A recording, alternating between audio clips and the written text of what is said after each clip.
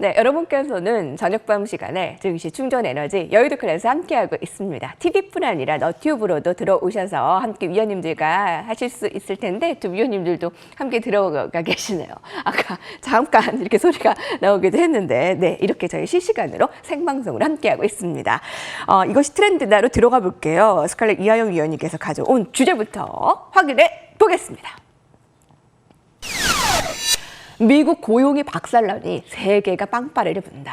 정말 그야말로 월요일을 시작하면서 이게 무슨 일입니까? 미국에서 고용이 예상했던 것보다 굉장히 못 나왔습니다. 고용 지표가 쇼크라는 표현이 될 정도로. 그런데 이게 악재가 아니라 호재로 받아들이면서 미증시가 사상 최고치 흐름을 나타냈습니다. 어느 정도로 못 나왔길래 어느 쇼크란 그 고용 쇼크라는 표현을 썼을까요? 네, 앞서서 위원님께서 말씀을 해주셨는데 우리가 지금 이제 이번에 그 고용 부분들이 생각지보다 안 나왔기 때문에 그간에 이제 지난주 우리 조정을 받는 구간에서 이제 조금 이 테이퍼링 속도가 좀 빨라질 수 있다라는 그런 우려감들이 시장에 반영을 했다라고 한다 그러면 지표로 확인되는 부분들이 이제 생각보다 이제 낮게 나오면서 이 같은 부분들이 이제 오히려 투자 심리를 좀 완화시키는 그런 역할을 했습니다. 네, 앞서서 위원님께서 말씀해 주신 것과 마찬가지로 실질적으로 이번 고용 지표 같은 경우에는 이런 수치상의 부분들은 약세를 보여줬지만 실질적인 실업 부분은 약간 배부른 실업자다라는 이야기들 표현이 나오는 그런 상황이긴 합니다.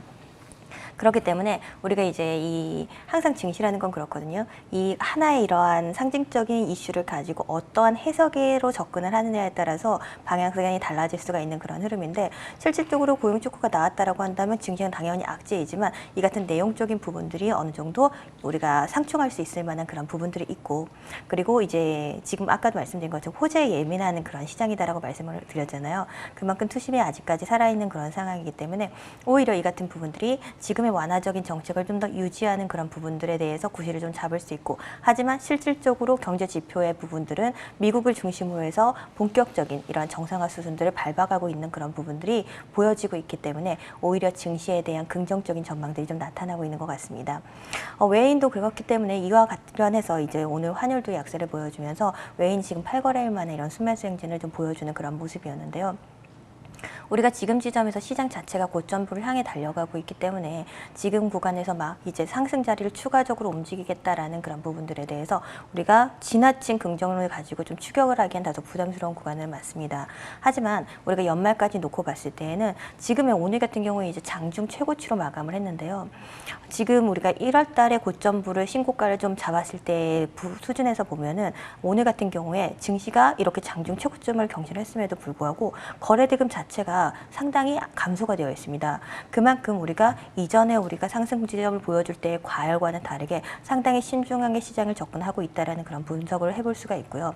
그리고 우리가 지금 이제 뭐 아직까지는 코로나가 계속해서 확산세를 유지를 하고 있지만 백신 효과라던가 백신 보급이라던가 이런 부분들이 이제 점차적으로 시간의 문제이지 안정적으로 진행이 되고 있는 그런 상황이기 때문에 연말까지 움직임 자체는 코로나에 대한 종식에 대한 기대감, 백신에 대한 집단 면역에 대한 기대감, 그리고 경제 정상화에 대한 기대감들이 여전히 좀 유효하게 움직이면서 전반적인 시장의 흐름이 장기적으로 좀 움직일 수 있는 그런 요소가 있지 않을까라는 생각이 듭니다. 다만 아까 말씀드린 것처럼 종목도 마찬가지고 시장도 마찬가지고 마냥 상승하는 흐름들을 보여주진 않습니다.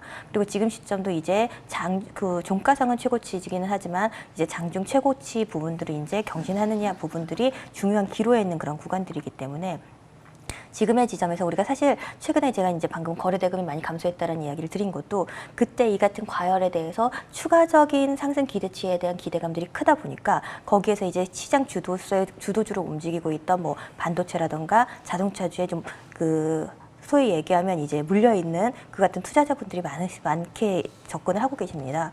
그렇기 때문에 지금의 시점에선 시장에서 경기 민감주를 중심으로 해서 랠리를 움직이고 있는데 앞서 말씀드린 것처럼 저는 연말까지 민감주들의 상승세는 좀 더 이어질 수 있다라고 전망을 하고 있지만 그 같은 부분에서 추격하기보다는 이 같은 쉬어가는 승부르기의 국면에 따라서 좀 매집을 하셨으면 좋겠다라고 생각이 되고요.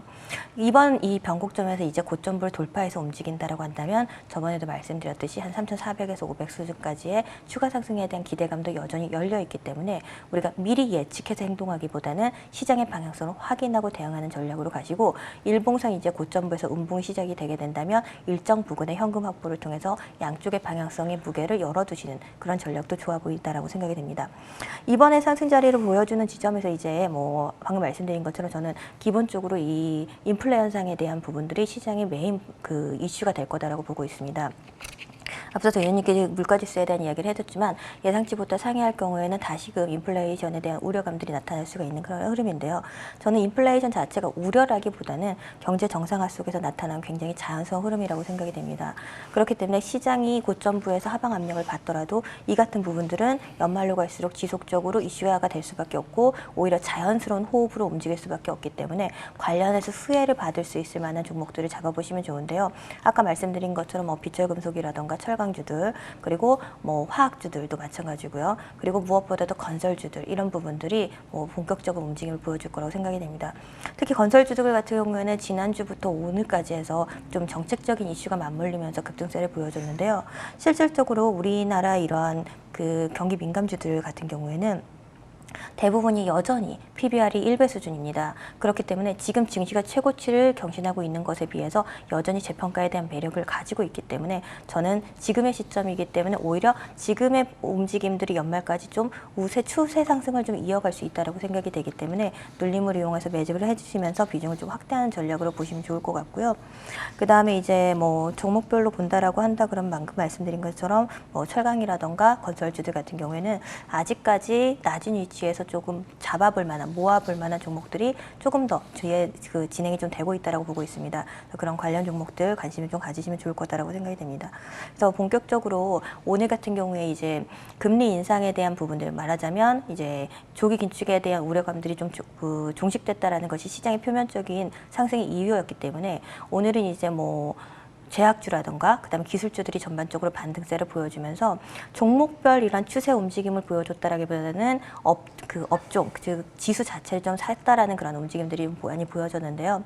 저는 오히려 이 같은 부분에서 그 부분들을 따라가기보다는 아직까지는 이제 경기 민감주들 쪽으로의 비중 형태가 조금 더 유리한 구간이 아닐까라고 생각이 되기 때문에 확실하게 옥석이 가려지는 시점에서 연말까지 시장을 좀 끌고 갈 수 있을 만한 주도주의 매집 찬스로 좀 이 구간을 활용하시면 좋지 않을까 생각이 됩니다. 하나의 지표도 어떻게 해석되느냐에 따라 분위기가 굉장히 달라지는데 왜 지난주에 경기 회복에 대한 이제 조기 긴축 말씀하셨듯이 네. 이제 금리 인상에 대한 단어가 나오자마자 굉장히 긴장하는 분위기였습니다. 물론 뭐 연준에서는 그게 아니라 인플레가 과해지면 수습을 하겠다라는 말이었다. 그런데도 마음을 좀 쉽게 우리가 좀 풀지는 않는 모습이었는데 이렇게 미국의 고용 지표가 잘 못 나오니 이제 조기 긴축에 대한 우려감이 좀 덜어지면서 코스피가 이렇게 사상 최고치로 반응하는 모습입니다. 스칼렛 위원님께서는 오늘 좀 반짝 상승한 기술주보다는 역시 이번 한 해는 아직까지는 경기 민감주 쪽으로 좀 더 초점을 맞추자. 비철금속, 화학, 철강, 건설 쪽을 좀 보고 계십니다. 자, 정재호 위원님은 어떻게 보십니까? 네, 이번 주 지수 상승분과 관련돼서는 좀 옵션 만기와 관련된 부분을 많이 영향을 받고 있을 거라고 봅니다. 또 뭐 우리는 현물만 보지만 선물과 주선 쪽도 좀 생각을 해봐야 될 거고요. 근데 핵심은 뭐냐면 시장이 올라가는 거에 대해서 이상하게 생각할 필요는 없겠죠. 반대로 시장에 어느 정도 눌림세를 주는 것도 그렇게 이상하게 생각할 건 없다라는 거예요. 왜냐하면 삼성전자를 비롯한 시가총액 상위 종목군들이 있잖아요. 그러니까 코스피에서 코스피 1번, 2번, 3번, 4번, 5번 쭉 내려가잖아요. 서열이 시가총액 순서로. 그 순서가 1위부터 시작해서 10위권까지에 있는 그 순서들이 언제까지 그 순서를 그대로 유지할 수 있을 거라고 생각을 하시나요? 아니란 말이에요. 언젠간 또 이런 것들은 바뀌게 되어 있어요. 여러분들 좀 의아하시겠지만 포스코가 시가총액 상위에서 넘버 1, 2를 다퉜던 때가 있고요. 신세계가 대한민국 시가총액 1위였던 시대가 있었어요. 파라다이스가 코스닥 시가총액 1위였던 때가 있었고요. 셀트리온은 비록 지금 코스피로 넘어왔지만 그 동네 코스닥에 있을 때도 UR을 왔다 갔다 했던 시대가 있었단 말이에요. 지금도 무언가 굉장히 큰 변화가 들어오고 있는 시기인 것은 자명한 사실이에요. 많은 수급으로 인한 시장의 흐름이 가파르게 상승했던 시기, 물론 그때는 삼성전자를 비롯해서 시가 상위 종목군들을 끌어올렸던 터에 아무래도 지수가 더 가파르게 상승할 수 있었을 겁니다. 지금은 그들 종목군들이 너무 무거워요. 가지 못하는 건 아니죠. 하지만 가기에는 더 많은 비용이 들어가야 된다는 거예요. 작년보다 올해 1월 그리고 올해 1월보다 지금의 이 거래량은 거래 대금은 현저하게 줄어있죠. 거래 대금이 현저하게 줄어든 이유가 비단 코인을 매매하기 때문에만 벌어진 일은 아니라는 거죠. 거래 대금이 왜 증가했을까를 생각해 봐야 된다는 거예요. 거래 대금이 최대치로 증가했던 그 타이밍에는 돈을 빌려왔죠. 빌려온 돈을 다시 신용 매매로 뻥튀기를 해서 들어갔죠. 그러니까 레버리지에 레버리지가 섞인 물량이란 말이에요. 근데 지금은 돈을 더 빌리고 싶어도 빌릴 수 있는 어떤 구멍이 없어요. 오히려 더 대출을 옥죄고 있죠. 거기에다가 신용으로 무언가를 매수를 한다고 해도 이미 대중들이 선호하고 있는 그 종목군들은 신용이 막혀 있거나 또 신용을 더 매수하기 부담스러운 가격대란 말이에요. 그러니까 당연히 이전보다 거래 대금은 줄어들 수밖에 없어요. 바꿔 얘기하면 누군가가 더 매수해서 개인뿐만이 아니라 대중이 매수를 해서 주가를 받치고 끌어올리기에는 이제 무겁다라는 거죠. 한계의 점에 다다랐다는 거예요. 그럼 이거는 외인과 기관이 받들어서 끌어올려야 된다는 건데 그들의 입장에서 생각해보면 끌고 올라가면 청산 물량이 나올 건 뻔한데 굳이 그 비용을 들여서 끌어올릴 리는 없다라는 거죠. 그렇기 때문에 이것이 성장주고 기술주고 어떤 섹터의 종목군들이 됐던 간에 어떤 편견 없이 본다고 하면 비용이 많이 들어갈 수 있는 종목, 또 고점 구간에서 개인들의 매수가 많이 들어간 종목, 신용 물량이 많이 들어간 종목, 이런 종목군들은 지금 현재 무거울 수밖에 없는 거예요. 또 공매도와 관련돼서도 많이 올라온 종목을 공매도를 치고 내려가겠다는 생각, 글쎄요. 과연 지금 현재 개인들이 말씀드렸죠. 공매도가 시작이 되게 되면 오히려 시장은 더 빠르게 오를 거라고. 중소형 종목군들의 상승세, 밑에서부터 올라온 가속도가 붙어있는 종목군들의 함부로 공매도를 치게 되면은 공매도도 결국 쇼커버를 내기 위한 작업이 들어간단 말이에요. 그러니까 지금은 누군가에게 어떤 방향성을 인한 수익을 주기보다는 지금부터 앞으로 클 수 있는 종목군들을 매집을 하고 매집하는 과정에서 나오는 시세, 또 간헐적으로 집중화되어 있는 집약화되어 있는 매수가 들어와서 크게 튀는 그런 종목군들, 이런 것들이 좀 자주 보여지는 그런 구간인데요. 그렇게 뛰어오르는 구간에서 잡아들지만 않는다고 하면 경기 민감주가 됐던 기술주가 됐건 성장주가 됐건, 저는 어떤 섹터에 대한 편견을 갖기보다 지금 아직 빛을 보지 못한 종목, 빛을 보고 있는 섹터에 포함되어 있는 종목, 이런 종목군들은 앞으로 지수와 연계되지 않아도 꾸준한 흐름을 낼 수 있을 거라고 보여집니다.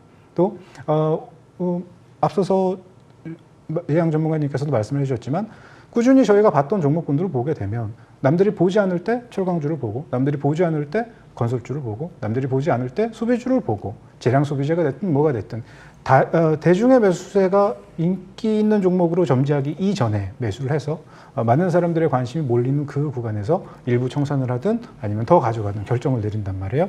하지만 지금까지 보여준 흐름이 다 나왔다고 생각하면 안 돼요.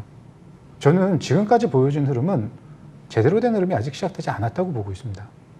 코스피도 그렇지만 코스닥도 앞으로 더 많이 상승을 하게 될 거예요. 단 그 흐름을 어떤 종목군들을 끌어내냐가 중요한 거기 때문에, 그래서 앞서 말씀드렸던 시가 상위 종목군들, 정체되어 있는 종목군들의 흐름이 발산되지 않는 동안 밑에서부터 치고 올라온 종목군들이 가파르게 치고 올라오면 서열 변화가 나올 수밖에 없는 거예요. 시가총액 상위의 서열 변화, 그 서열 변화가 앞으로 만들어갈 수 있는 시장의 흐름은 정말 가열차기 짝이 없을 겁니다. 그 흐름에 동참하실 준비를 하시고, 보여지는 흐름들이나 주중에 나오는 이야기들, 고용과 관련된 이야기가 됐던, 아니면 인플레와 관련된 이야기가 됐던, 테이퍼링과 관련된 얘기가 됐던, 긴축이 됐던, 아니 상식적으로 돈을 풀었으면은 풀고 있는 속도를 줄여 나가는 게 테이퍼링이에요. 다 줄이고 나면 그 다음에 풀었던 돈을 회수를 해야죠. 근데 지금 경기가 정상화되고 있는 과정 속에서 뭐 하나 제대로 뚜렷하게 됐다라는 이야기를 할 수 없는 이 시점에 돈을 풀었던 걸 회수를 하고 금리를 올리고, 그건 좀 어폐가 있는 거예요. 이제 막 싹트기 시작해서 움직이고 있고, 그나마 경기가 좋다고 하지만 말이 좋아서 경기가 좋은 거지 좋긴 뭐가 좋아요. 가격대가 올라가고 병목 현상이 발생하고, 그래서 댁내 두루 평안하시게 다들 수익이 났습니까? 그런 시장은 아니란 말이에요. 또 그런 경기 상황은 아니란 얘기죠. 하지만 좋아질 것을 바라보고 미리 가는 거죠, 시장은. 그 흐름이 앞으로도 이어질 건데, 과연 그때가 됐을 때도 경기가 좋다는 말을 모두가 할 수 있겠냔 말이죠. 아직은 그런 흐름을 만들어가기에는 많은 것들이 필요하단 말이에요. 또 많은 시간도 필요하고 준비된 것만큼 밟아가야 될 것도 많아요. 하지만 무거운 종목군들은 계속 어떤 빌미를 찾는단 말이죠. 그러니까 이번 주, 다음 주, 당분간은 나오는 이야기들이 시장을 좀 많이 흔들 수 있으니까 앞서 제가 뭐 송유관 이야기도 해드리고 뭐 원자재 이야기도 해드리고 또 이 물가와 관련된 이야기들도 꾸준하게 하고 있지만 전반적으로 뭐 민감주가 됐던 앞으로 경기와 관련돼서 볼 수 있는 종목군들, 저평가되는 종목들은 꾸준히 모아가 보시는 전략도 나쁘지 않다 설명드리도록 하겠습니다. 네, 미국의 고용 지표에 예상보다 못 나온 부분에 있어서 이제 유동성을 좀 흡수하는 것에 대한 긴장감을 조금 덜어내면서 이제 어떤 업종 종목에 좀 집중을 해야 되느냐에 대한 의문이 들 텐데 스칼렛 위원님, 뭐 아까 의견을 잠깐 주시긴 하셨습니다만, 그러니까 이제 유동성이 조금 더 남아 있다라는 그 느낌이 이제 있기 때문에 앞으로 더 기술주나 뭐 성장주 쪽에 시세가 남아있다라고 봐야 되는 건가요? 그 부분을 좀 기대할 수 있다라는 얘기인데 좀 어떻게 보시는지요? 네, 아무래도 이제 시장의 상승 자리를 보여주게 되는 그런 흐름들이 나온다라고 한다면, 뭐 아무래도 그간에 이제 최근 조정을 좀 받았던 부분에서 기술적인 반등 흐름들이 나올 수 있다고 봅니다. 특히 오늘 같은 경우에도 시장 상승을 보여주면서 대부분 이런 시총 관련 상위 종목들이 관련 이런 기술주, 성장주의 이제 대표적으로 움직임을 보여주고 있기 때문에 코스피 같은 경우는 기술주, 그다음에 성장주의 대표라고 보여주는 이 제약 바이오들이 코스닥의 보통 시총 상위 종목입니다. 오늘 제약주 거의 4% 이상 급등을 하면서 이 같은 아까 말씀드린 것처럼 시장의 반등에 따라서 지수를 산다라는 느낌으로 많이 보여졌다라고 말씀을 드렸는데요.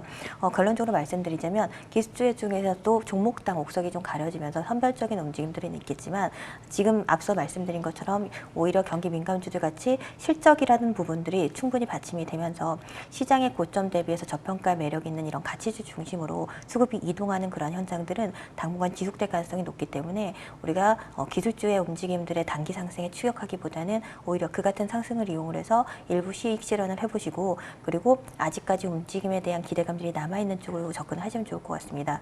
다만 이제 우리가 경제가 정상화가 되는 그런 흐름들 그리고 또 미국을 중심으로 해서 백신 접종이 원활하게 진행이 되고 있으면서 본격적으로 이제 연말 소비 시즌을 앞두고 소비 관련주들의 움직임들이 나타나고 있는데요. 그중에서 이제 자동차 같은 경우에는 연말 이런 소비 시즌과 맞물려서 이런 소비 증대에 따른 부분들이 함께 좀 작용을 할 수가 있기 때문에 관련해서 이런 전기차 수혜주들이라던가 이런 부분에 대해서는 이제 선별적인 접근은 유효한 구간이라고 보고 있습니다. 오늘 이것이 트렌드다에서는 미국 고용이 박살나니 세계가 빵빠레를 분다. 미국의 고용 쇼크의 악재를 호재로 받아들인 증시, 이것이 트렌드다에서 알아봤습니다. 화면으로 정리하고 업종 종목들 면밀하게 살아보도록 하겠습니다.